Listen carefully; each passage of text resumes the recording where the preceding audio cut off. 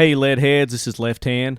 Before we get started with this week's show, the Nordic Components Talking Lead podcast, episode 173, we've got a very special guest this week, and I want to get to it real quick, but there's some announcements that I want to make prior to the show. Lieutenant Jason Redman, U.S. Navy SEAL and founder of Wounded Wear and the Combat Wounded Coalition, will be joining us this week, so you guys stay tuned for that. I wanted to go ahead and thank our sponsors, Nordic Components. Check them out at nordiccomp.com. Casey Griggs, our 3-gunner, CG3G, and I got to go to a local gun range called On Target here in Murfreesboro, Tennessee. The reason we were going by was they're one of the newest dealers for Nordic Components, and we were just going to drop in, say hey, and see how things were going.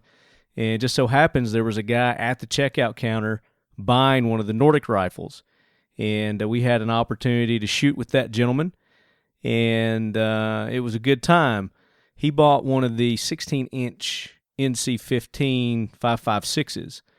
And we had the 300 Blackout, the 22 with us. And we just took them all out to the range, this gentleman. And he is a active duty military serviceman. So thank you for your service. Thank you for your support in purchasing the Nordic Components rifle. We greatly appreciate that.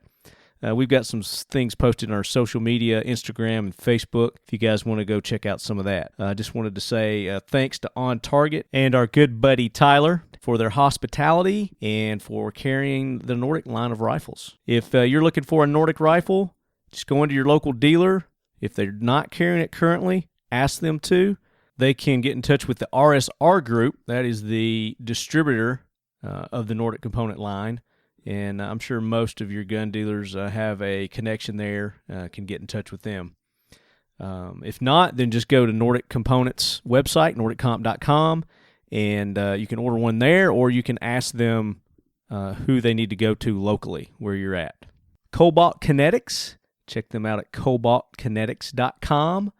And on social media, it's at Cobalt Kinetics.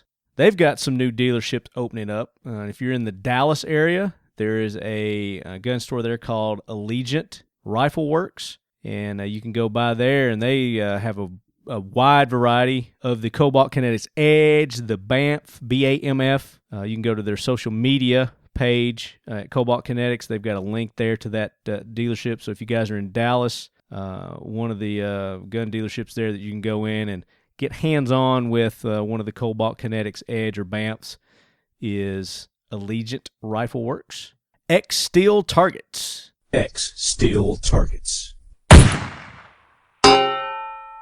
There's no reason to be shooting paper targets anymore, unless you're just trying to sight your gun in.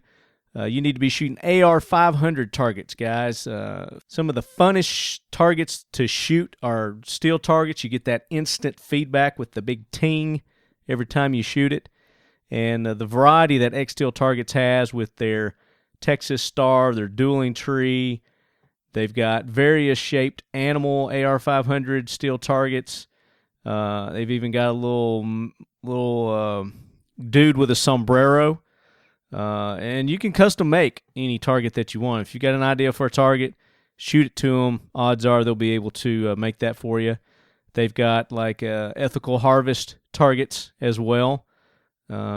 Very cool. So some of the most affordable targets, steel targets there are out there, X Steel Targets, and some of the best quality that you're going to get in an AR-500 steel target.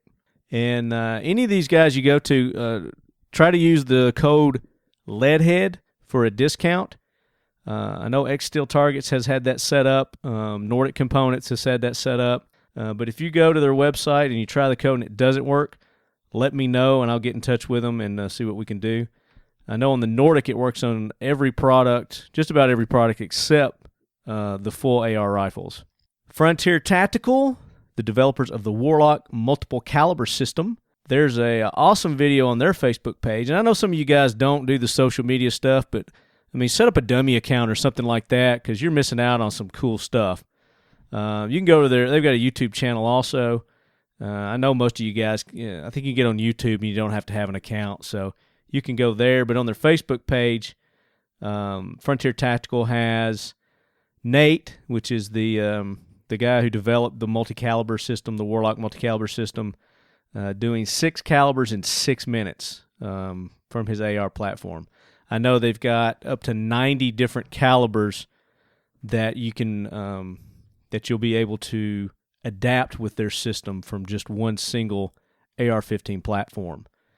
And then they've got that cool app you guys heard me talk about in the last episode that Nate developed, ARU. That's AR University. Very cool app for the Android phone. Just do a little search on that. You'll be able to find that. FrontierTactical.com. And then by the time you guys are listening to this, I probably dropped another video that I did during the Iraq Veteran 8888 YouTube shoot.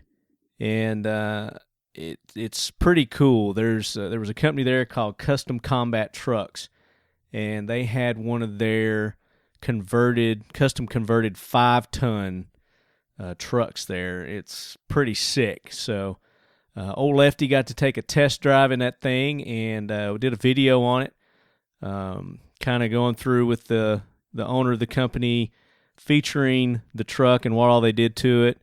And then I got to take it out for a test drive. Me and Andrew did, and it was hashtag badassery-ness, no doubt. So check that video out that we're getting ready to drop. If it's not there, it'll be there soon. It's the one that's going to be called, I guess I'll call it Custom Combat Trucks or something like that. But it's on YouTube.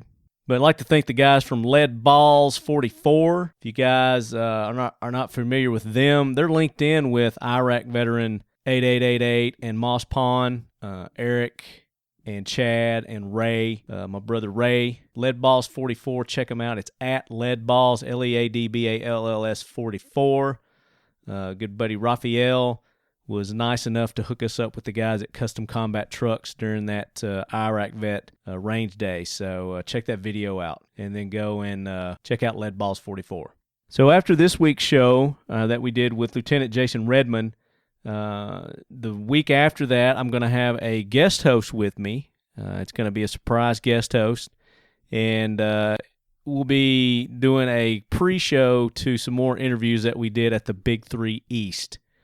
So that's something I'm looking forward to. And then we got a whole lot more stuff planned between now and the first of the year. Obviously, SHOT Show, getting ready for that right now. And it looks like we're going to be right back in our usual spot. If you guys are at SHOT Show, come by and visit us. We're in a little secret squirrel location. Thanks to our sponsors and good buddies over at Asymmetric Technologies. Brian Borkowski over there is just phenomenal in setting us up each year at SHOT Show. So we greatly appreciate Brian and Asymmetrics Technology. Check them out on the web at asymmetricstechnologies.com. But if you're going to be there, get in touch with me via private message or email, talkinglead@gmail.com. Let me know you're going to be there, and I'll let you know where we're at. So you can swing by and say, hey, maybe we can get you on the air. But a big thanks to our other sponsors, multicampattern.com, Keltec Weapons, good buddy Chad over there at Keltec. We got some awesome things coming up with him in the near future, so stay tuned for that. We'll keep you posted on what all we got going on with Sir Chad. Ackless Defense, those guys are still recovering from that big flood that they had down there in the Louisiana area. So if anything you guys can do to go help them out, you can go to their store, buy their swag, their products, send them your encouragements, messages on social media, Facebook. Hopefully those guys will be up and running soon.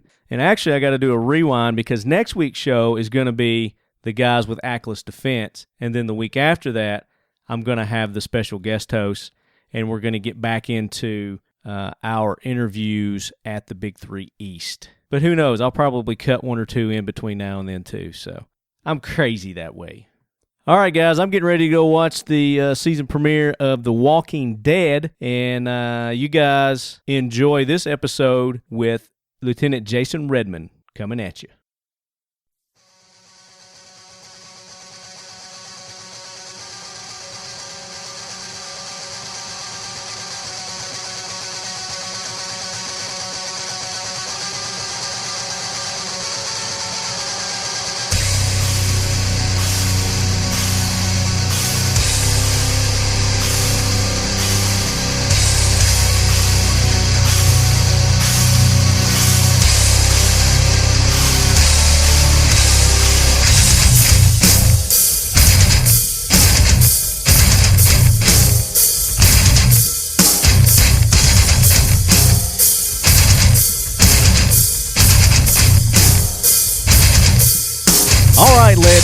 welcome back to the Nordic Components Talking Lead podcast. I'm your host, Lefthand, coming to you from the lead quarters in beautiful Middle Tennessee. And today, I have been telling you guys, we've been trying to get this guy back on the show for some time now, but finally managed to do it. We've got Jason Redman with us, ladies and gentlemen.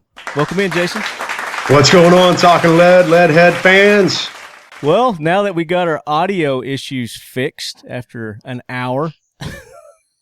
You know, I was a communicator in the when I was a young SEAL, and comms problems are the number one problem you have with anything going on.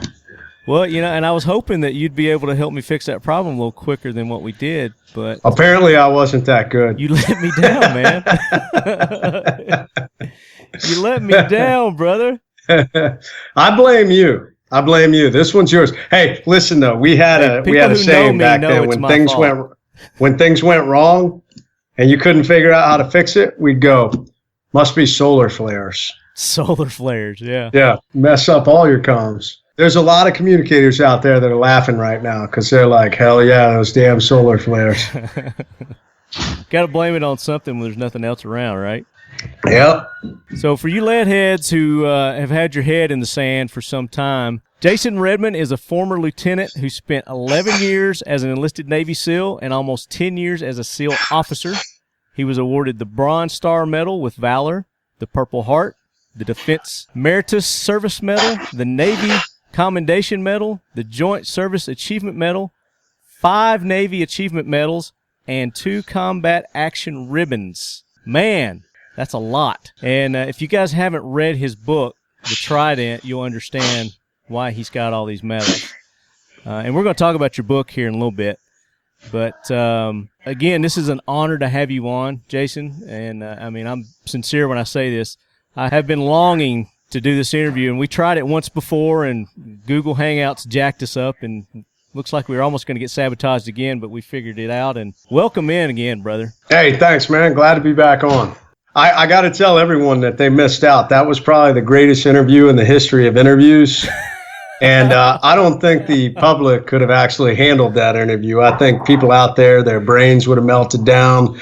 We had a young men step up and become warrior poets instantly. I'm telling you. Women would have been out there just ready to support the cause of freedom fighting Americans all across this land. So basically, I don't know if this country could have handled it. It was a really good interview. I mean, it was like almost 2 hours. I think we did on an interview, but it would have sparked a revolution. I think we can top it this time, man. All right, let's do it. I think we can do it, definitely. And especially being on the cusp of the final debate, which is getting ready to happen here in a little bit. So we got to hurry up so we can watch that thing. That's right. We got more important things. Lots of important things to do. But before we get into talking more about Jason, we got to take care of those Jackwagons this week. So bring that train in, Gunny. Hoorah, Semper Fi, do or die, hold 'em high at 8th and I. It is time for the Talking Lead Jackwagon of the Week, so brace yourself, baby. All right, so the train has stationed, and I'm going to let our guests go first for our Jackwagon train. Who you got? And it's so funny. I don't know how long ago we did this, but it was shortly after James Comey said, hey, despite all the gross negligence that Hillary Clinton displayed in her blatant misuse of classified information in a private server, that was my pick then. I got to tell you, just this week, the FBI came out and there was a quid pro quo that was going on where an FBI agent was trying to basically sell additional, hey, you're going to provide us additional security and support. Now, I want you to notice that there's a theme going on here because the State Department there in Benghazi was asking for additional security and support. She turned that down too. So the FBI is asking for it in return to reduce security classifications. Now, apparently that never happened. But all that says to me is, James Comey, what the hell is going on with your FBI? You're allowing blatant security problems that are going on. The daggone Secretary of State didn't understand her security classifications. So, once again, I'm throwing James Comey under the bus, and you, sir, are a jackwagon. He is a huge jackwagon. He continues to solidify his seat on the Jackwagon train, no doubt. Now, do you got anybody else you want to throw on? We were kind of tossing another one around there. Yeah, I'm not a big fan of the Hillary train. I got to tell you, I just this has been an interesting election cycle, but I just can't support her. For those of us who have been in the military and understand how military operations work, I mean, what happened in Benghazi, I have civilian friends that are like, oh, that's all blown out of proportion from the media. No, it's not. You're wrong. And those of us that have been there and understand how these things unfold, that was just gross, once again, gross negligence at the highest levels of government. The media has tried to downplay her use of a private server and her misunderstanding of classification settings. That also is a gross misrepresentation by both Hillary Clinton and by a lot of people in the media who are trying to downplay this. So, I'm sorry. It's funny. One of the first debates, one of the conversations was about cyber security. Right. And I thought if anybody out there should not be allowed to speak a single word about cybersecurity, it should be Hillary Clinton. Absolutely. Yeah, and when did ignorance of the law ever become a defense for anybody? No, they just prosecuted a young kid a couple of weeks ago. He was in the Navy. He took pictures of the inside of a nuclear submarine. He didn't do anything with them. They found his phone and they found these pictures. That was gross negligence because he didn't know that these pictures were wrong. And guess what? He's going to jail for a year. Because ignorance is no excuse. Exactly. Well, never once in the history of our country has gross negligence stopped people from being prosecuted, because that's why the law is in place. Exactly. It's in place to protect the other people. If you injure somebody out of gross negligence, or you do something to somebody out of gross negligence, you should be held accountable. Hillary Clinton should be held accountable. If nothing else, she should never be allowed to hold the position of commander-in-chief and be in charge of the classified information for this country. She is a jackwagon at the highest level. She shouldn't be able to hold the position of PTA president. Definitely not at my school. Don't even think about coming here, Hillary. Don't even do it, baby. I wouldn't trust you with my kids' homework, much less classified information. So keeping on the same theme, for my jackwagon, I've got a whole bunch of jackwagons. I'm throwing career politicians on the jackwagon train. Our good friend Doc Larson made this post on Facebook, and it says, here's a list of the longest-serving politicians that are still in office. And John Conyers, he's a Democrat from Michigan, 51 years and 290 days. 51 years, 290 days. 51 years, 290 days this guy's been on. That's not the longest. I'm kind of thinking term limits, baby. And he's not the longest. Here's another guy, Charles B. Rangel, Democrat, New York, 46 years, 290 days. Oh, yeah, Chuck Rangel? Yeah, he's been in this mix for a long time. This guy from Charlie Mississippi, Rangel. Thad Cochran. Sucker's been there 43 years, 290 days. Longer than I've been alive, these guys have been career politicians here. Don Young, Republican from Alaska, 43 years, 277 days. And then you've got Patrick Leahy, Democrat from Vermont. He's 41 years, 290 days. Chuck Grassley, Republican, Iowa, 41 years, 290 days. And then the longest-serving career politician is John Dingell, Democrat of Michigan. 59 years, 21 days. Wow. That's amazing. Being an Ohio State guy, I never did like Michigan. Buckeye. So, career politicians, there needs to be term limits. They need to be put in place for every one of the – it's just ridiculous. What would you say would be a fair term limit, Jason? I would say probably 2, no more than 3 would be the term limits. Yeah. And then what I'd probably say is 2, and then you have to go away and come back. Get a grasp on reality and then come back? Yeah, I think that's the way it should be done. I mean, a lot of boards for organizations are like that. That way, You get fresh input. You get people that have time to step away from an organization, or in this case, would be step away from government. Right. I think we need fresh views. I think we need different views that are going to connect with different people. I think that's how we're going to move things forward because, these, a 50-year entrenched politician, man, he's got so many favors that he's got to pay forward because he's built his entire constituency upon that. Yeah, we're never going to get anything done. Yeah, I mean, these guys. No wonder there's so much, pork-barreled spending in every single bill that goes forward. These guys have never lived in the real world. I mean, these guys for, half a century have been serving in the House or the Senate. And they lose reality with, the American people. There's just the world that they live in is not the real world, and they just lose touch. They lose sight. Well, Hillary's one of them. 30-plus year career politician. She wants to hammer Trump for not being a great businessman, but I mean, the guy has built $1 billion industry, and she wants to say, oh, well, his dad gave him this money and this and that. There are millions of business people out there that somebody invested in them for them to get where they are. And there's plenty and they want to say, oh, well, he had bankruptcies.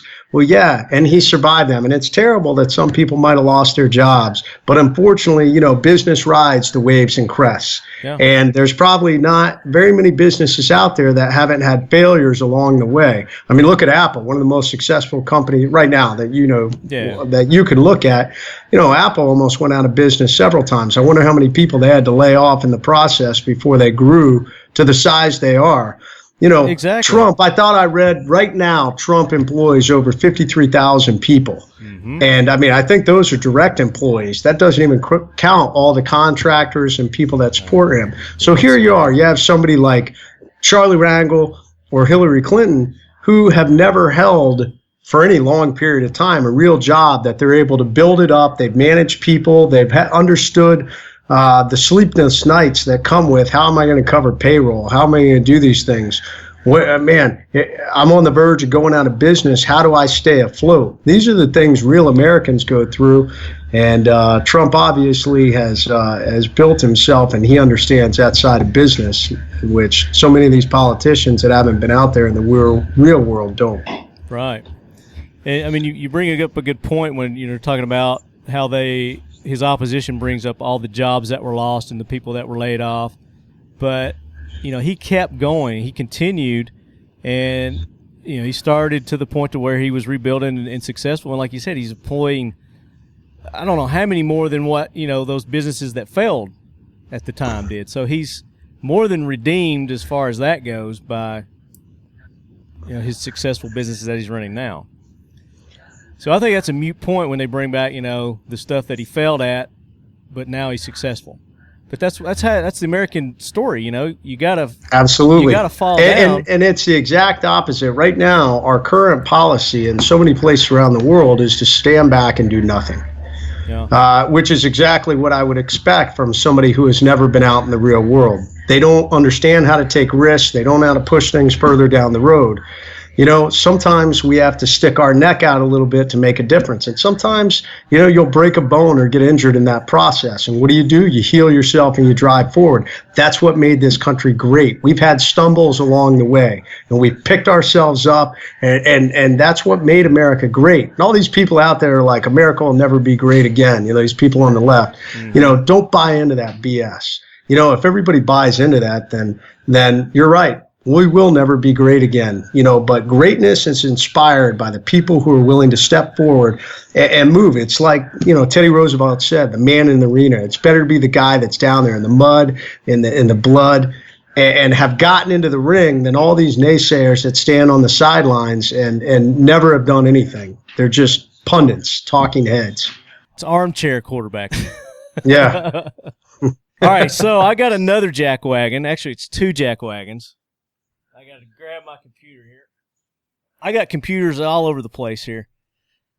All right, so our next group of jackwagons are from Orlando, Florida, and it's a couple of burglars, and Jose Gonzalez and Michael Eller.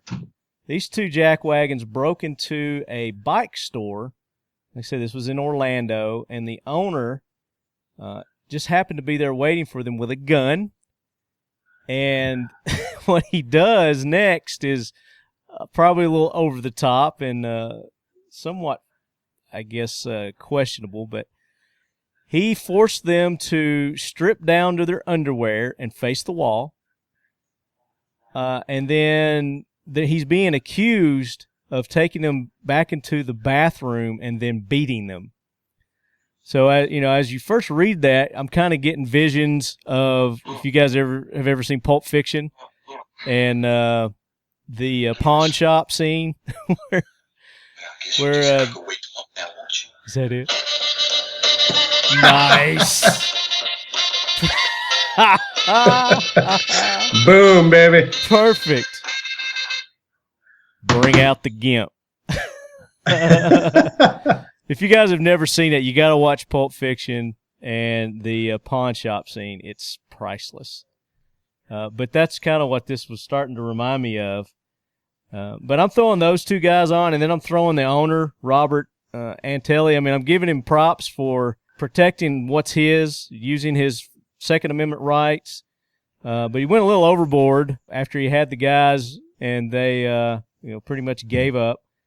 He should have just called the police to come pick their butts up. But, he went a little overboard, but that's okay. It happens. You got to send a message to these guys sometimes, I agree, but that got a little weird. I'm just saying. It got a lot of weird, yeah. I think probably a little gimp happened. They're just a little embarrassed to admit it. I'm thinking that more happened there. Yeah. I agree with you. So. Well, bring out the gimp. I think the gimp's sleeping. Well, I guess you just have to go wake him up now, won't you? That's our Jackwagons. I just threw up a little bit in my mouth. It's going to be okay. It'd be okay. You'll survive. Yeah. All right, Gunny, get that train out of here.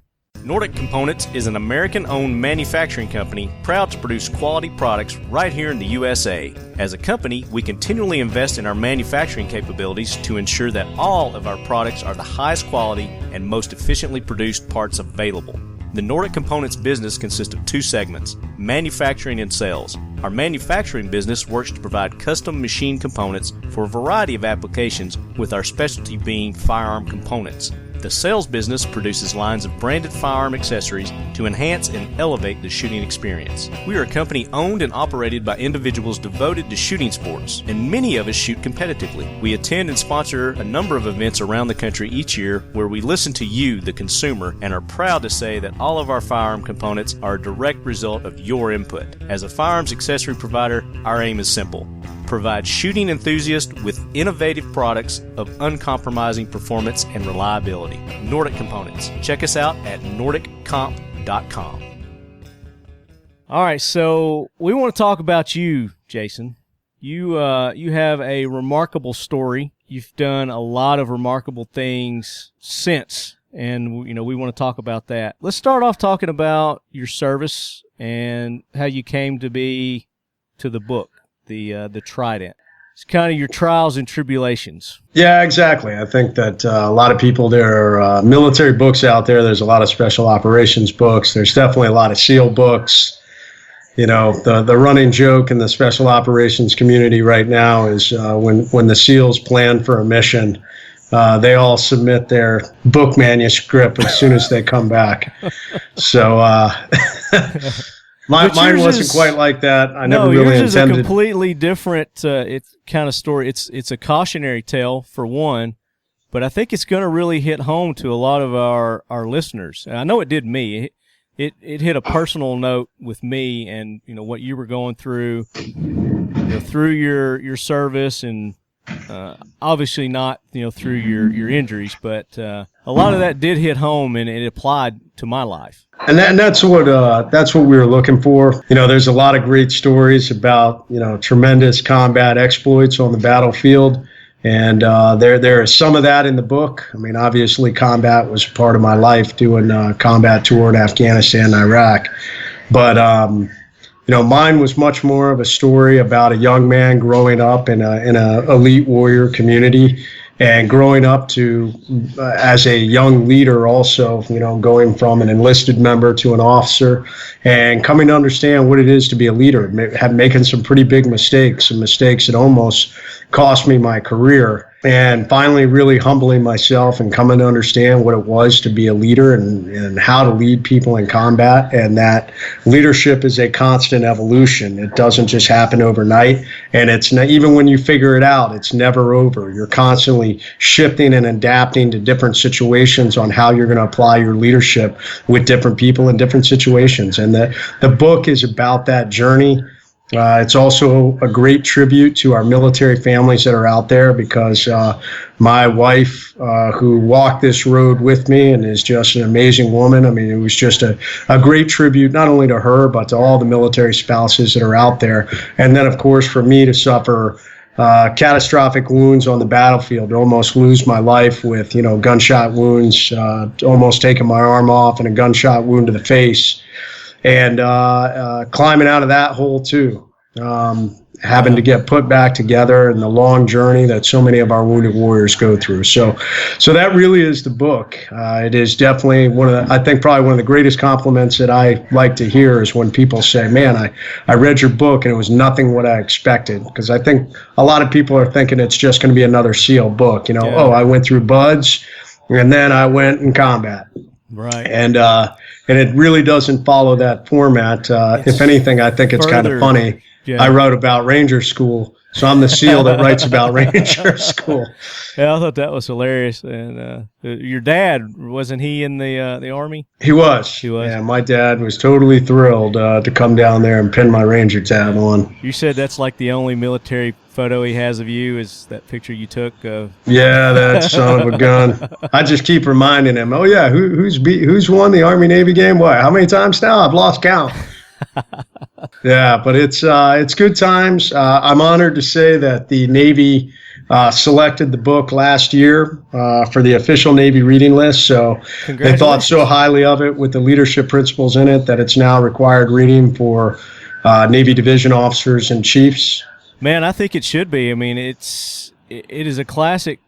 A lot of people go, especially people that go through the courses and the what do you call us? The SEALs, the SEALs, the Rangers. What are they called? Special operations. Yeah, the special operations. Thank you. People know I have trouble finding words sometimes. So a lot of those guys are the ego. It's the ego thing.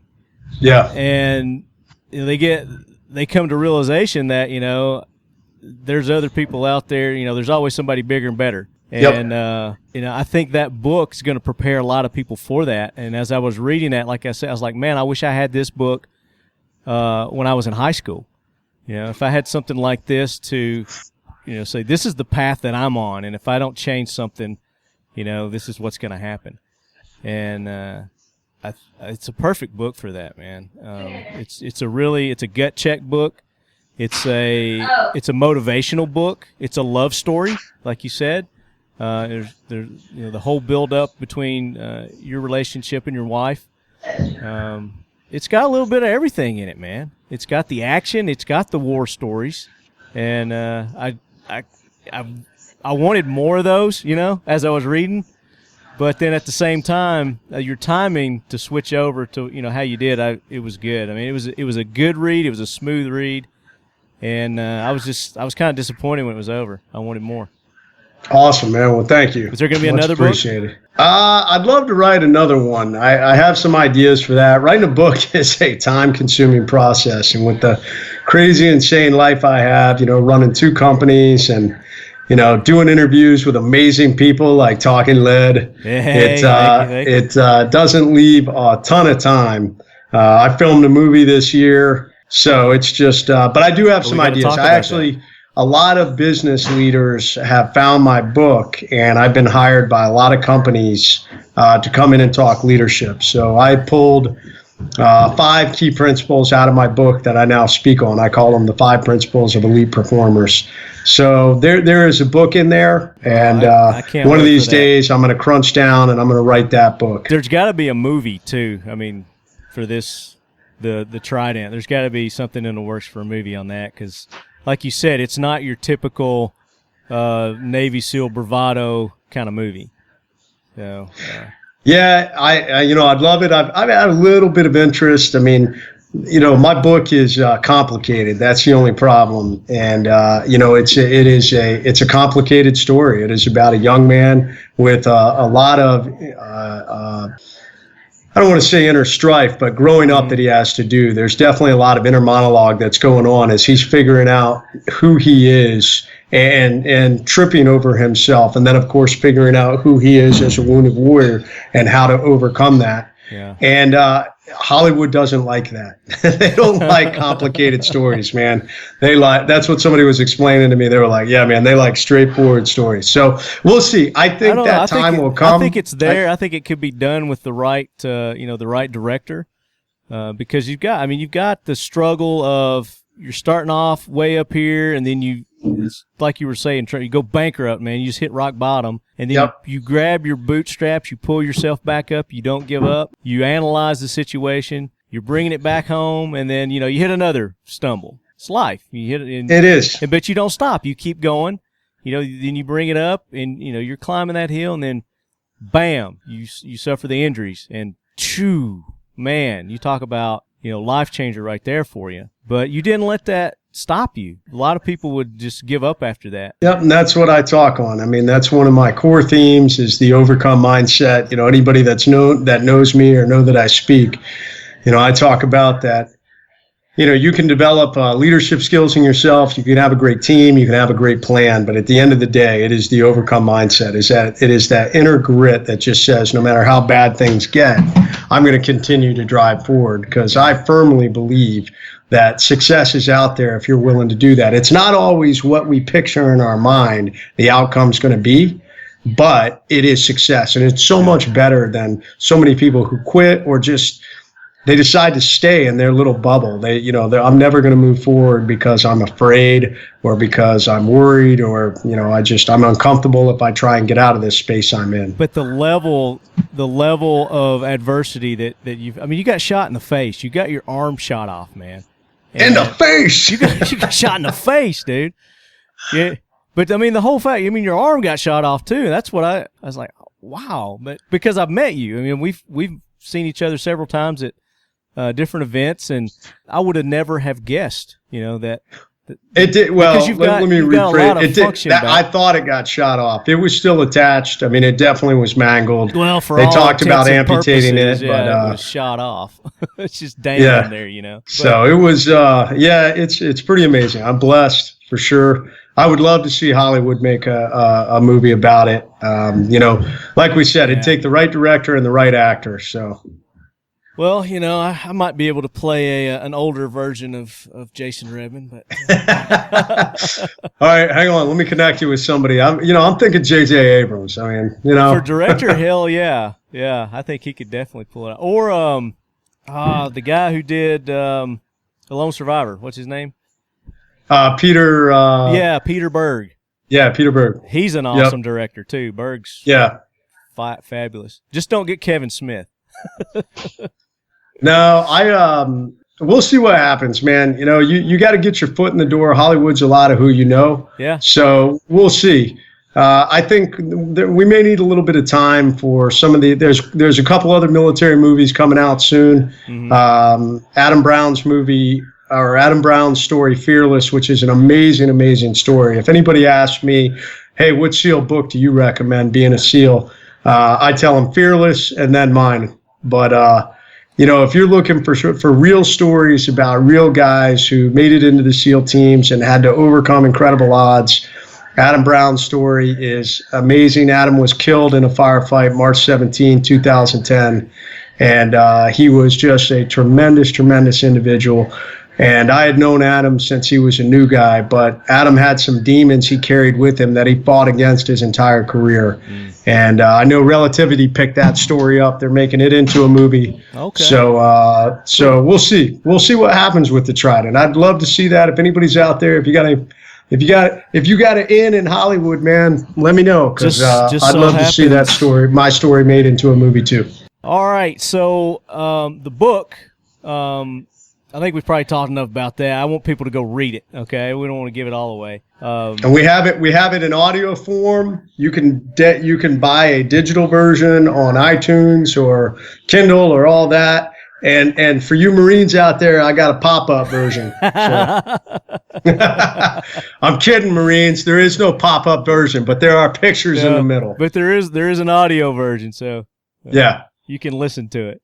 Yep. I downloaded it to my Android phone and read it off that. Nice. Yeah. I wanted the audio version, but as my listeners know, I was Windows phoned for a long time, and I just recently upgraded to a real smartphone that can actually do all that stuff. So I had a learning curve, but it's all right. It's still a good read. Welcome to the 21st century, Lefty. So let's talk about your other businesses that you do as well. Okay. One of the things, that's come from your struggles when you were getting better and recovering, you started a company, and I know it's progressed since then, but is it still the Wounded Wear, or is it the Combat Wounded Coalition? It is both. Okay. So walk me through that and explain it, because I know you started off with the Wounded Wear. That's right. So when I was originally wounded, obviously anybody that's got a facial injury or a facial deformity, you attract a lot of attention out in public, and I definitely fit that bill. And I got to tell you, it was a hard pill to swallow. I mean, to go out there and fight for your country and to come home and suddenly you're this fierce object of attention, and you make people uncomfortable when you have a severe facial injury, and that bothered me. And I wanted people to understand why I looked the way that I did, that I'd sacrificed for their freedom. And that was the genesis of the Wounded Wear clothing line, with slogans like "Scarred so that others may live free," and "Forever recognizing the cost of freedom, support the sacrifice." And, we created that clothing to provide it to wounded warriors and also to raise the awareness. Mm-hmm. And from there, Wounded Wear continued to grow. We got into events to empower wounded warriors. We brought wounded warriors and Gold Star family members together because we saw healing in that. And but we were doing so much beyond the clothing that in 2015, we expanded the company into the Combat Wounded Coalition. And the Combat Wounded Coalition was built on 4 pillars: pride, power, purpose, and peace. And we moved the Wounded Wear clothing line under that pride pillar. So that clothing that anybody can wear, clothing for patriots, it's about raising that national awareness and also, giving pride to some of these wounded warriors out there, so that if they're uncomfortable out in public because, maybe they're missing a limb, maybe they're burned, maybe it's just the invisible wounds of war and they don't feel comfortable in their skin right now. They have something that identifies them very quickly. Somebody can look and say, "Oh, wow, Wounded Wear, hey, were you wounded for our freedom?" And it's a good conversation starter. It is a good way to raise that awareness. Our power events are about getting them back out and overcoming their injuries. The mission statement of the Combat Wounded Coalition is inspiring wounded warriors to overcome. And one of our signature power events is called Jumping for a Purpose. We just did our Jumping for a Purpose on Saturday. I saw that. Yeah, and we jumped 10 wounded warriors and 5 Gold Star family members. And what I tell people about jumping is it's not about skydiving. That's just a byproduct of what we're doing. The reality is I want people to confront fear and to overcome it. And when somebody suffers a catastrophic event in their life, whether like me, I was severely wounded and almost died, like so many of our other wounded warriors, like it's a wounded warrior that has the invisible wounds of war, that's seen something so horrific, like some of the things that you witness on the battlefield, that you're just mentally scarred. And then compound that with a traumatic brain injury, even a light one. You're carrying these issues inside you, and there is fear of driving forward. And it's human nature in life. When we suffer some sort of catastrophic event, we have a tendency to not take risks. I want to just stay in my bubble. Right. I don't want to be uncomfortable. Play it safe. Exactly. I want to play it safe, and I'm just going to stay in this little neutral zone that I'm in. But there's a danger in that. We have a tendency to start swirling around, and we can drift down into the darkness when we try and stay in those spots. So I want to encourage our wounded warriors to overcome and drive forward. And one of the great ways we do that is by getting them to jump out of a plane.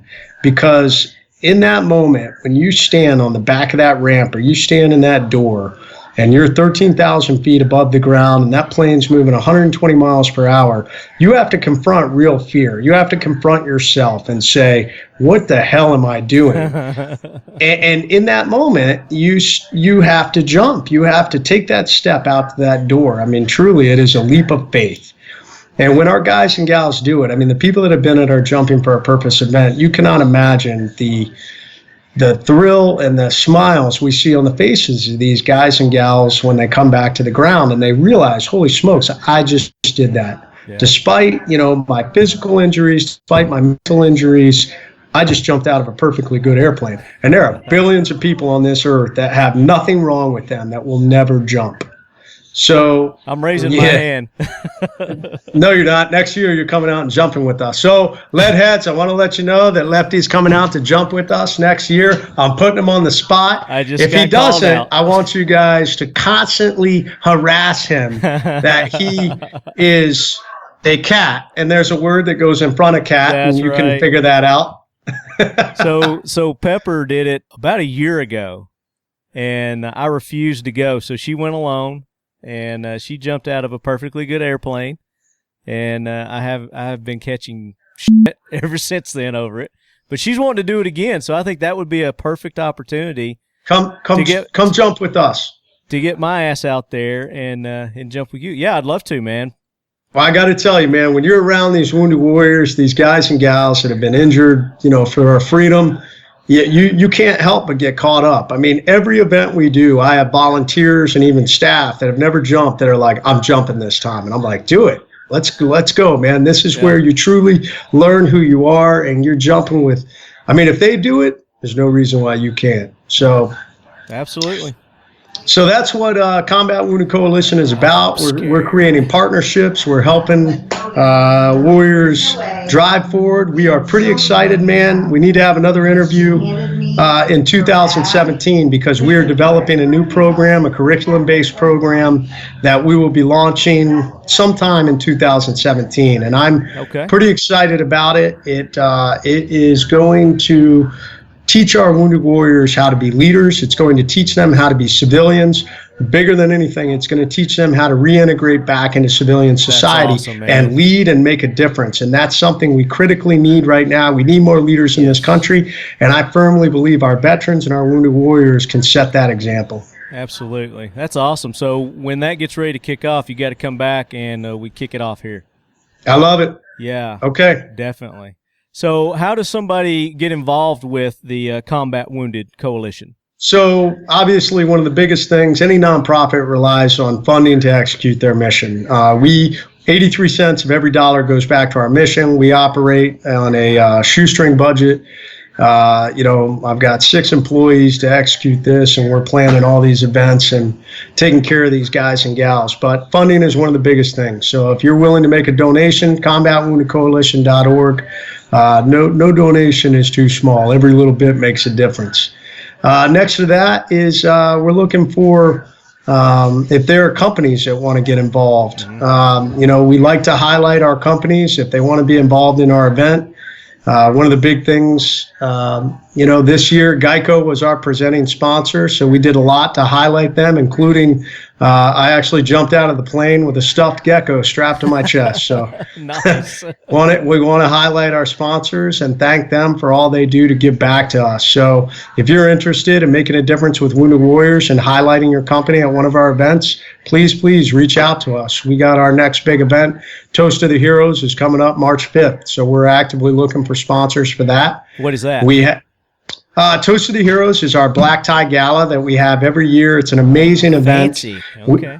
We bring in over 100 wounded warriors and families of the fallen from all across the country, and it is an opportunity to highlight the sacrifice they've made. It's an opportunity to highlight the successes we've had with the organization the prior year.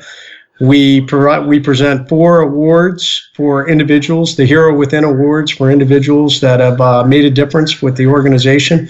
We have great speakers. We've had some amazing Wounded Warrior speakers. We had Matt Eversman, the actual Matt Eversman from Black Hawk Down. We had John Paul DeJoria, the founder of Paul Mitchell, spoke 2 years ago. Paul Mitchell, that's the guy with the ponytail, right? That's right, and a Navy veteran. Oh, well, I did not realize that. Yep, he was a Navy veteran, and he is a huge patriot and supporter. And he has been a supporter of the Combat Wounded Coalition, so that is awesome. Definitely a great guy. Like France or something. What's that? I thought he was from like France or something. Nah, man, he's an American dude. That's Grew up awesome. in the streets of New York, I believe, and lived in his car while he was launching Paul Mitchell after he got out of the Navy. He was dirt broke, and he built that company out of nothing. Wow. So he is the American dream. That is awesome. So let's talk about Wounded Wear real quick. Now, if people want to go and buy those shirts, where can they go to get those, Jason? They can go to combatwoundedcoalition.org, and there's a tab on top of the page that says Wounded Wear. They can go right in the store and check out the clothing.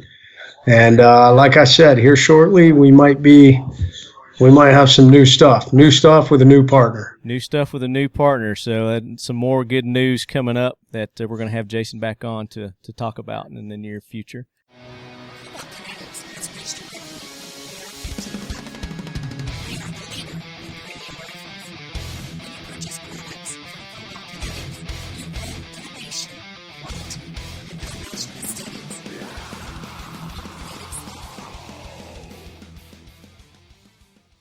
Now, it's time for the Talking Lead Fact to fight the myths. And we're going to let Jason give us his fact to fight the myth.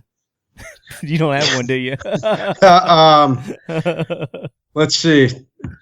Contrary to, I did not shoot Osama bin Laden. I think there are, I think every SEAL out you're not there, gonna take credit? Everybody out there is coming out and saying they shot that guy. And I was neither on that mission nor did I come close to taking the shot. I think every one of you should take credit for it. I think every Navy SEAL should step up and have the shirt that says, I shot Osama bin Laden. It's kind of like the movie Spartacus. I'm Spartacus. I'm Spartacus. Doesn't President Obama have one of those shirts? He's got a different kind of shirt. Yeah. I need to send him a Jackwagon shirt, don't I? All right, so my fact to fight the myth is it has to do with voting, and a lot of people are under the misconception that their one vote is not going to make a difference.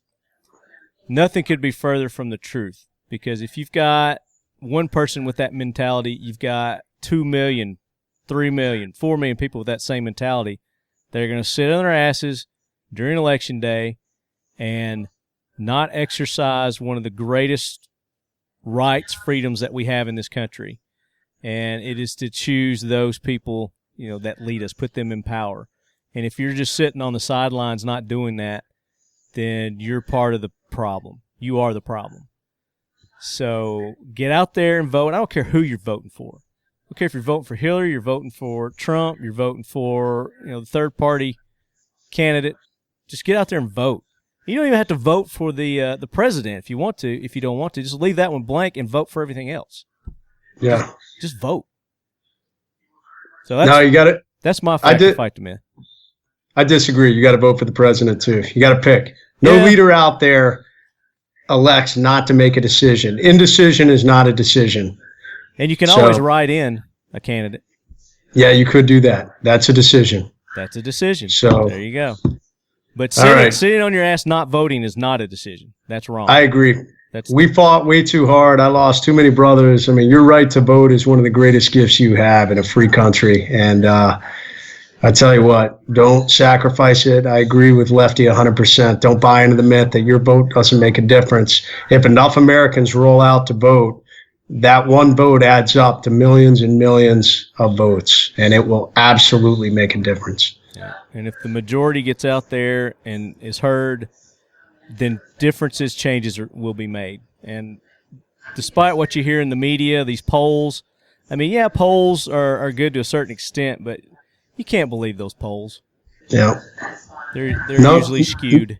Numbers can always be manipulated. People twist the information to fit their own beliefs. Right. So just get out and vote. Vote your heart, vote your conscience, vote your beliefs, and then the cards will fall where they lie. But at least you'll be able to sit back and say, well, I voted and I made a difference. I voted what I believed in. Whatever happened, you can say I made a difference instead of sitting back. Once again, it's like what we talked about in the beginning, being the man in the arena. Get in there, get dirty, make a difference. Instead of being somebody that's sitting on the sidelines and then you're going to bitch and complain about where the country is going, whether it's going in the direction you want it to or maybe not. But if you didn't vote, how do you have a right to say anything? Right. Exactly. Shut your pie hole if you don't vote. Yep. Did you come up with anything yet? Anything spark a... my two brain cells to bang together and create a spark. Give us a fact to fight the myth about the teams. What's a major misconception? Gosh, I am just blanking tonight on. I've got a misconception about them that they're all like Ron Belan. They're all just big burly, rip your head off. Yeah, all SEALs are not huge. I mean, there's no doubt about that. As a matter of fact, most SEALs are not big at all. The average SEAL, this is fact. The average SEAL is about 180 and 5'10". And I definitely am on the smaller end of the spectrum. I'm about 5'8", 170. And but we got guys that are smaller than me, and then we got guys as big as Ron Reaper Belan, who's about 6'6" and 300 pounds. Yeah. But Ron's definitely the exception. I don't know why that is. I think maybe it's just in training. We do so much running, and you have to do so much with your own body weight that the big guys. It's tough on them, yeah. Yeah, it breaks them, to be perfectly honest. I mean, their knees break, their hips break. And it's just a lot of weight. So kudos to Ron for being able to make it through. And we got some other big guys out there, don't get me wrong. Yeah, they're still but I see it a lot. I meet guys when I go to speaking events, and they're like, gosh, I'm bigger. And I say, gosh, I thought you'd be smarter. So. All right, so it's getting close to the debate time. So I'm going to go through these new guy questions real quick. And you gotta come up with answers spur of the moment. All right. Got it. Send it. Even Let's though we've this. already done it once before. So it'll be even more spur of the moment. All right. So how did you originally get involved with firearms? What's your first recollection of shooting? I grew up in North Carolina, off and on. I mean, I grew up everywhere. But my dad had a .22 rifle, and I remember shooting that thing when I was pretty young. And yeah, man, just shooting squirrels when I was down in North Carolina with that .22, and then of course from there I just started shooting more and more, and obviously got in the SEAL teams and was putting thousands and thousands of rounds through weapons. So, grew up shooting that .22 and BB pellet guns. You still got that .22? I do not still have that .22. I think my brother's got it. Your brother's got it, so it's still around. You could put your hands on it if you. I think so. Okay, cool. That's cool. Now, what's your favorite handgun?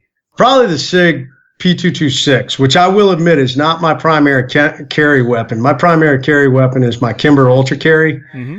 I just, if something goes down, I like hitting somebody with a great big bullet. Hopefully I can, end that firefight very quickly. And if 45 hollow point's going to do a lot of damage very quickly. I mean, even if I hit somebody in the arm, they're going to feel it. It's just got so much pounds per square inch. That being said, though, I love the SIG P226. I mean, I grew up shooting that gun. I've literally put hundreds of thousand rounds through that gun. I own 3 of them, distributed around my house. That gun is like, it's like just a warm handshake, man. It is an extension of my body. They are nice. I've got one. I've got the MK25. I actually beat a SEAL in a shooting competition with my SIG P226.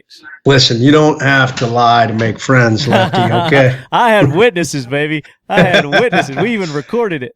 hey, man, it happens, man. There's some great shooters so in the teams. He was so pissed, too, man. It was funny. It was a good time. That's one of my claim to fame. One of my. All right. It was a good time. All right, so when He was one of our blind seals. You tell people that, right? yeah, right. and it wasn't Ron. Obviously, you've got military background. Tell us a little bit how you got involved with that. I know there's some background in the book, but how'd you get involved with the military? What was your inspiration for doing that? I grew up as a kid. I mean, always hearing about the military stories about my grandfather was a B-24 pilot in World War II and very decorated. I think 7 air medals, Distinguished Flying Cross. So always fascinated with that. My great uncle was killed. He was shot down in the Pacific in World War II. And then, of course, my grandfather on my mom's side actually served with the French Foreign Legion in World War II. So I've always grown up, had a fascination with the military. I was a G.I. Joe kid as a young kid, man. How old are you? Can I ask? I'm 41. Okay, I'm 45. I grew up with G.I. Joe too. That's that's kind of my go-to pop culture G.I. Joe, baby. Yeah, I'm right there with you, man. And we were talking about that before we started recording. I've got some action figures. My friends call them dolls. with kung fu grip. Kung fu grip. Yeah. Yeah, man. I mean, I just grew up that way, and it's I when I was probably about 12, I read a book about the long range recon patrols in Vietnam, and I was just fascinated with that. These guys that were living out there for weeks on end, deep behind enemy lines. And, I was living in North Carolina at that time. I spent a lot of time in the woods, and I just thought, man, that's really cool. About the age of 14, my dad was Army. He was a rigger and had worked with some SEALs in Fort Campbell, Kentucky. And he told me about the SEAL teams at that point. And so when I was about 14, I started looking at the SEALs, and I said, man, this is what I want to do. And I never looked back. That was a path I started to go down, and that was it. Very cool. And you guys check out the book because he goes into more detail about it in the book. It's pretty awesome. All right, so when it comes to pop culture, what is your go-to, whether it's a movie, a TV show, a book, a YouTube channel, what is your go-to music, anything? Okay, so music, Metallica. I mean, Metallica, I still to this day, when I'm in the gym, when I really want to get pumped up, I jam on Metallica, and Tool being a close second, cool. System of the Down. So I like all genres of music, but when I'm working out, I like getting pumped up with that. Let's see, movies. Definitely Matrix or The Last Samurai. Those are probably my two favorite movies. Keanu Reeves, baby. What'd you think about that John Wick movie? Amazing. I think the last time we did this show, you asked me if there was anybody out there you could shoot with.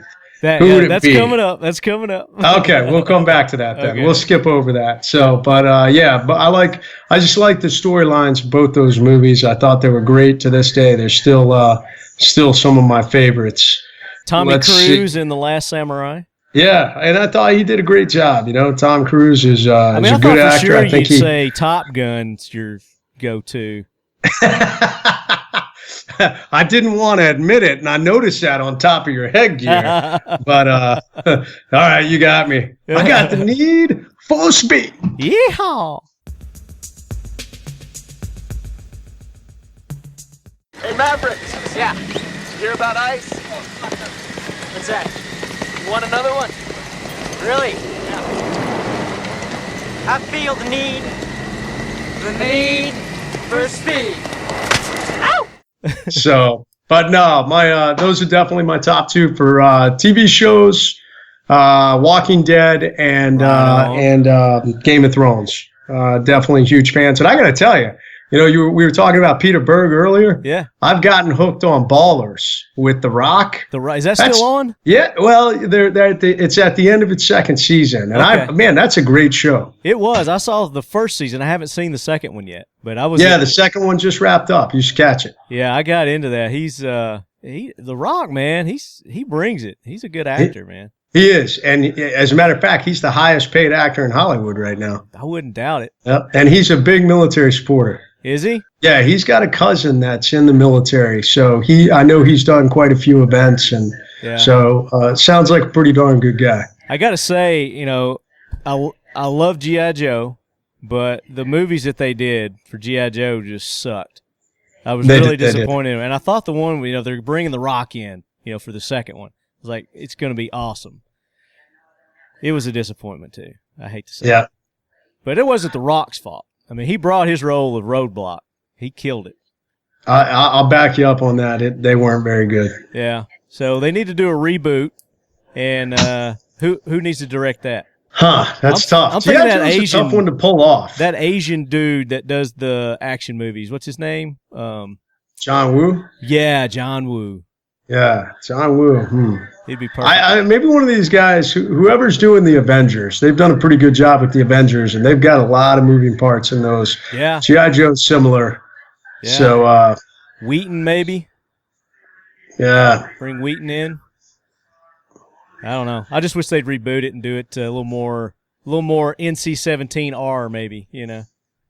Well, I tell you what, that's the new thing, man. They're recreating all these old movies. I mean, so yeah, we'll see. You might get your wish. I might. All right, so what is your next gotta have, wanna have, either firearm, piece of kit, gear, vehicle? Let's see. Firearm, I would love to have. I want a 300 Blackout. I know we talked about that. I still haven't picked one of those up. I can hook you up, brother. All right. Well, we can talk about that offline. Okay. So yeah, I would. I want to pick up a 300 Blackout. Nordic components. I like the. I'd like a 338 Lapua. I'd like to add one of those to my repertoire. Yeah, that would be a go long range with that. Yeah. I'd like an MP5. I'm just. I love the MP5. We used to shoot that in the SEAL teams when I was a new guy, but we got away from it just because we started running with the M4s with a short barrel, and it made a lot more sense. I mean, for us, we could transition. I mean, with the M4, you can take it long, you can take it short, but so that's why we really stopped using the MP5. We still use it overseas, the SDs. Mm-hmm. We would carry those and utilize them for, maybe dog or sentry takeout up close because they were so quiet. Yeah. But most of the time, we were running with the M4. But I like the MP5. So laws be damned, money be damned. What would you have? I have to have a minigun, and it'd be strapped right to the front of my truck. What if you could have any truck? What kind of truck would you have? What would you be strapping at?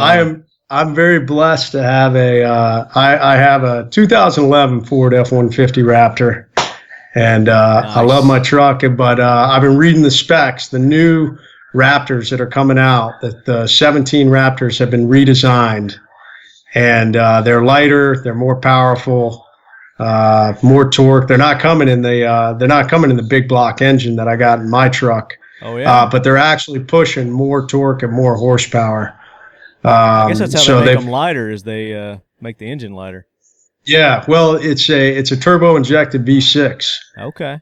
And so it truly is like a Baja racing package. Yeah. So and they're supposed to be even beefier and sicker looking than the prior Raptor models. So I don't know if I'm ready to upgrade yet, but maybe in a couple of years I'll be looking at one of those. That'll be my next truck with a minigun. With a damn minigun on the hood, Hillary. Minigun, baby. Trump for president. He'll make miniguns legal. Oh, God. We got to defend that wall he's going to build somehow, Yeah. All right, so here comes the question you've been waiting for. If you could spend the day at the range with anybody, any group, any person, whether they're still alive, dead, fictional, who would it be? Keanu Reeves, man. Keanu Reeves. And you guys all laugh at that, but I tell you what, you won't be laughing. Go Google Keanu Reeves training for John Wick 2. And I got to tell you, if you watch that video, it is as good as any special operation guy I've seen. His transitions from, an assault rifle to his transition to a pistol, it is spot on, man. His mag changes, everything. Whoever's training him, they are both very experienced and they're great instructors, because that guy is he's bringing it. And if you watch him, you would say, God dang, man, I want to go shoot with that guy too. Well, just John Wick 1. I mean, the mechanics in that, not only him, but the other people in the movie too were spot on, man. Oh, yeah. No, they did a great job, and he's taking it to the next level in John Wick 2. And, I got to say, because whenever I think about one of the best draws in movies, Tom Cruise in Collateral, that draw he makes when the guy goes to steal his briefcase, watch that one part. Whoever was training him, it is so smooth. His stance, the brush back of the jacket and the draw and straight out to, punch forward to execute, it is phenomenal. So that actually is one of the better draws that I've seen. That had Jamie Foxx in it? It did. Okay. The movie was okay, but I tell you what, that one scene where he draws his pistol, it's a concealed draw, phenomenal. I'll have to watch that again. I don't remember that scene. But definitely Keanu Reeves. I can't do this. Sure you can. Who knows? You might like it. It's a killer rush. Buddy, this is your fucking wake-up call, man. I am an FBI agent. I know, man. Isn't it wild? Keanu's a pretty down-to-earth guy. I'm kind of bummed. I was supposed to go to an event last year, and I couldn't go, and it turns out that he was friends with some of the people there at the event, and he came and just hung out and was totally a down-to-earth, cool guy. So I missed my opportunity to go shooting with Keanu. Well, you still may get another one. You never know. Never know. That's right. And speaking of movies, you had mentioned earlier that you had something to do with a movie. Is that right? That's right. I got involved in a movie. A friend of mine, a New York firefighter, Tim Brown, one of the few guys that was actually in the towers. He had left the tower, the lobby, to go grab something off the truck when the tower started to collapse.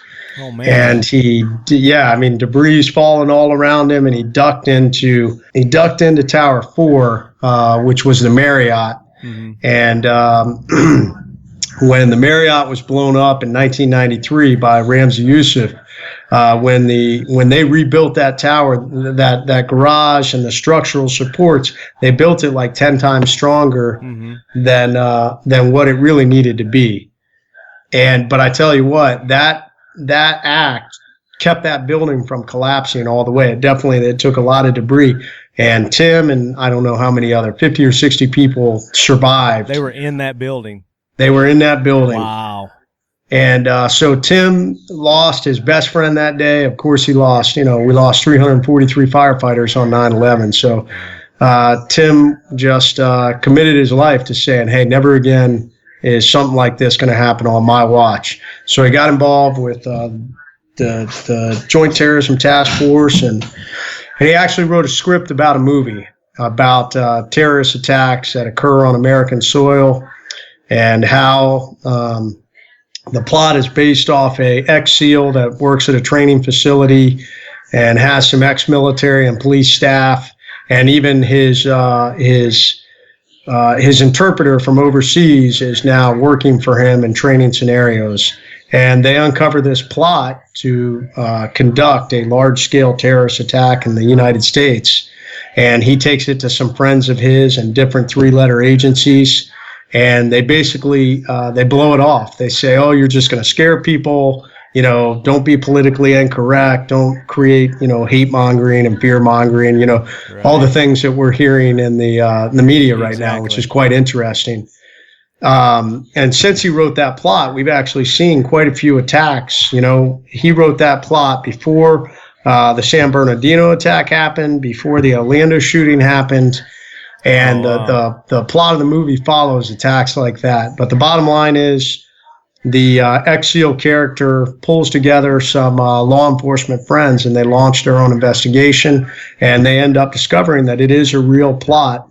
And they end up thwarting it, along with vigilant Americans who are aware and notice things that are going wrong, and they stop it. Yeah. So it is a great movie. The idea behind the film is to raise awareness. Will it be in theaters? I don't know. It's tough to break into theaters, but it'll definitely be on iTunes. What's it called? It'll be on Netflix. What's it called?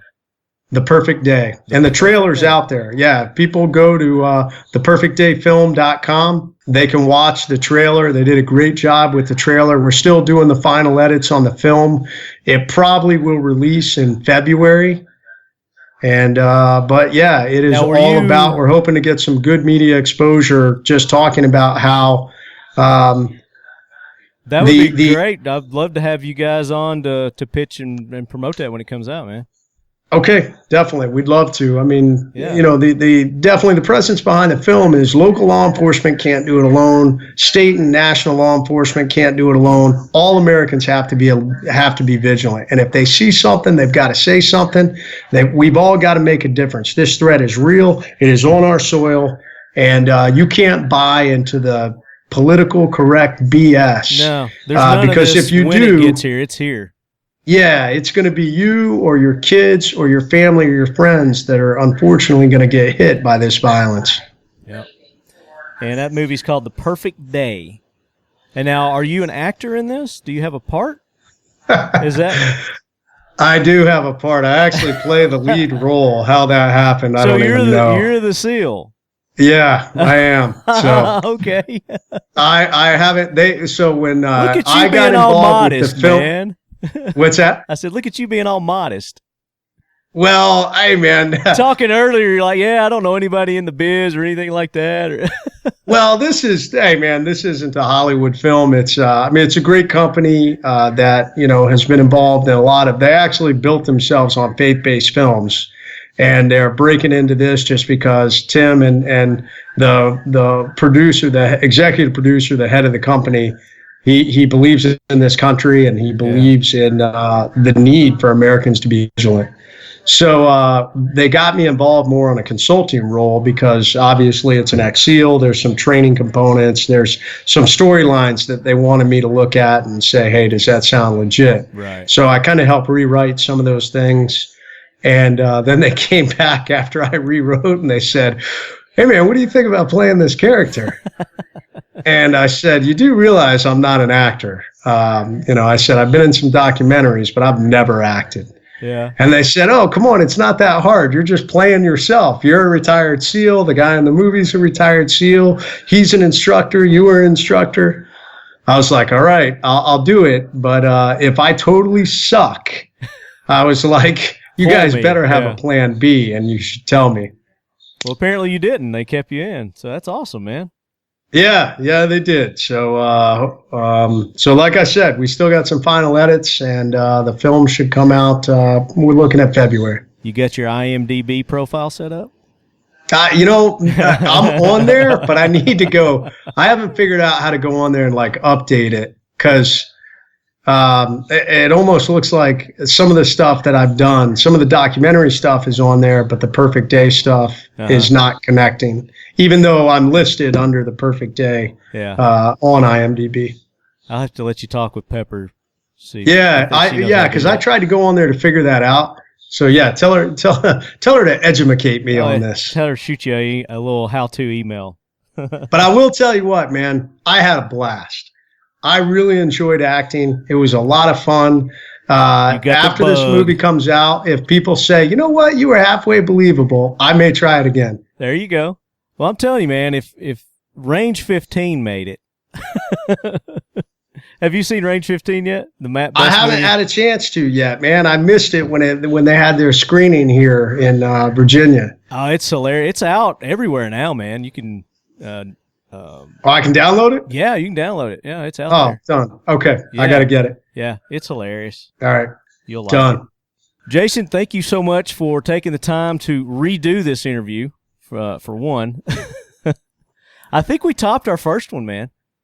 Oh, you think so? I think we did. Well, hey, you know what they say, man. 2 is 1, 1 is none. But you know what? It's going to have to because we have no proof of the other. All we've got is a video. I've got the video still there. There's just no audio. I stick to my statement that the American people could not handle that interview. I think that's probably what it was, and I think there was we would have blown some minds. I think there were some other forces at work that kept that from airing. So yeah, I think you're right. We were on to something with that show. I agree. But make sure, guys, that you check out Jason's book, The Trident, and you can get that pretty much at Amazon. Can they go to? You got a website that they could go to get it, or? I do. My company website, SOFSpoken.com, and you can get a signed copy of The Trident there. If you're not interested in a signed copy, then definitely Amazon, Books A Million, Barnes & Noble, iTunes, Kindle, any of those places, you can get a copy of the book. Have you got hats and T-shirts and stuff like that too? We do. I have the Overcome line. So we have a couple of T-shirts, a couple of hats, and I am excited to say I've been working with Miltac, and we are going to be selling probably the beginning of December. They'll actually go on sale. Is the Jason Redman Overcome knife. We actually unveiled it last SHOT Show, but they're finally ready to go into production, and it is a nice, solid piece of steel. It's really designed to be a collector's item, but the great thing is it is a real knife. It can be used as a fighting knife. It can be used as a utility knife. Those of you out there, Miltac is a great company. They started out as Mission Knives, and then they changed their name and evolved into Miltac. But they're producing that knife, and we're going to sell two different versions. One version is actually a knife that somebody's going to use, and that'll come with the sheath, and it'll come with a JR Overcome patch. If somebody wants to buy it as a collector's item, it comes in this beautiful wooden case with the Overcome engraved on the top. Those knives are serialized, and there is a matching JR Overcome coin with matching numbers to that knife. Awesome. And you got a price on it yet? Yeah, the collector's item knives in the box will be going for $399, and I believe, don't quote me on this, but I think the actual usable knife is going to be going for $299, give or take. Okay. And tell me the owner of Miltac again. I've met him before. I just can't remember his name. Craig Sword. Craig Sword, yeah. Yep. Yeah, Craig's a great guy. Miltac supports Special Operations Wounded Warrior. I know that Ron's Belan's on the board with those guys. Yeah. Craig is just a stand-up guy. It's a great company. If you're looking for good knives, definitely Miltac's a good place to go. And then, of course, the Combat Wounded Coalition. They can go to that website. Tell us the website again. CombatWoundedCoalition.org. You can go there, make a donation. Tell us about good organizations. We're always looking to find good organizations to partner with. If any of you corporations or out there, you're looking for a company to support, or you want to get involved with an event and we can get your name up there knowing you're supporting Wounded Warriors, please reach out to us. And then, of course, we got the Wounded Wear clothing line, which the proceeds go back to support the mission. Very cool. Jason, again, thank you so much. I know we got to get off here. The debates have probably already started, and we want to go check those out. All right, real quick, who do you think is going to win the debate tonight? I think Trump's going to win. Think Trump's going to win? You think he's going to win the election? It's funny. I think he actually has a chance. So many people say he doesn't, but Trump has beat every single odd and every single talking head and pundit and every single poll that's been out there. And, I'll be honest, I don't agree with everything Trump says. Sometimes I want to pull my damn hair out. But yeah. I'm tired of the career politicians. I feel like our political system is broken, and Trump is definitely an outsider. And I think we need a fresh start, and I think he can bring it. And I pray that he'll surround himself with smart people who can make good decisions to drive this country forward. We might have to take a couple risks. We may stumble a little, but like we talked about earlier, that's what made America great, and I think we can be great again. I second that. I'm down with it. All right, leadheads, as always, keep your loved ones close. And your firearms closer, baby. And remember this, attention to all who enter here. If you're coming into this room with sadness or sorrow, don't bother. The wounds that I received, I got in a job that I love, doing it for people I love, defending the freedom of a country I deeply love. I'll make a full recovery. What is full? That's the absolute utmost physically I have the ability to recover. And then I'll push that about 20% further through sheer mental tenacity. This room you're about to enter is a room of fun, optimism, and intense rapid regrowth. If you are not prepared for that, go elsewhere. Signed, the management. That's awesome, man. I got chills. Love that. Thank you for doing that. All right, man.